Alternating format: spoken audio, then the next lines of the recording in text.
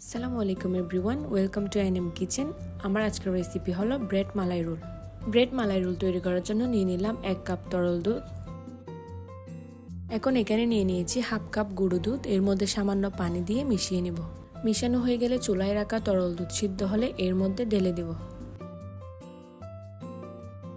এখন চুলার আঁচ লো টু মিডিয়ামে রেখে অনবরত নাড়তে থাকতে হবে।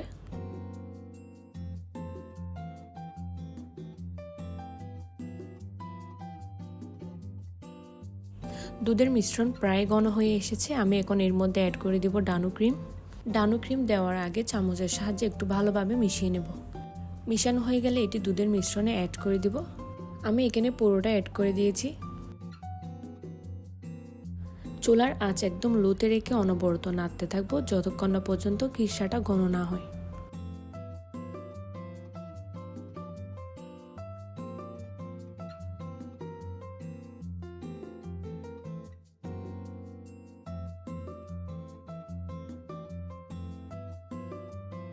খিরসা তৈরি হয়ে গিয়েছে। এখন আমি একটি পাত্রে নিয়ে নিচ্ছি 1 কাপ তরল দুধ। এখানে নিয়ে নিচ্ছি 3 চা চামচ গুঁড়ো দুধ, দিচ্ছি 1 চা চামচ কাস্টার্ড পাউডার। এর মধ্যে সামান্য পানি দিয়ে মিশিয়ে নেব। মিশানো হয়ে গেলে দুধের মধ্যে মিশ্রণটি ঢেলে দেব। এখন এর মধ্যে অ্যাড করে দিব চিনি। আমি এখানে 4 চা চামচ চিনি দিয়েছি এবং পরিমাণ মতো লবণ দিয়ে মিশিয়ে নেব। মালাই তৈরি হয়ে গিয়েছে। এখানে আমি একটি ব্রেডের চারপাশের ব্রাউন কালার অংশ কেটে নিয়েছি। এরপর একটি বেলুনের সাহায্যে বেলে নিয়েছি। এখন এর মধ্যে আগে থেকে তৈরি করা খিরসা দিয়ে রোলের মতো করে মুড়িয়ে নিচ্ছি। সেমভাবে আমি সবগুলো মালাই রোল তৈরি করে নিয়েছি। এখন এর মধ্যে দিয়ে দিচ্ছি আগে থেকে তৈরি করে রাখা মালাই।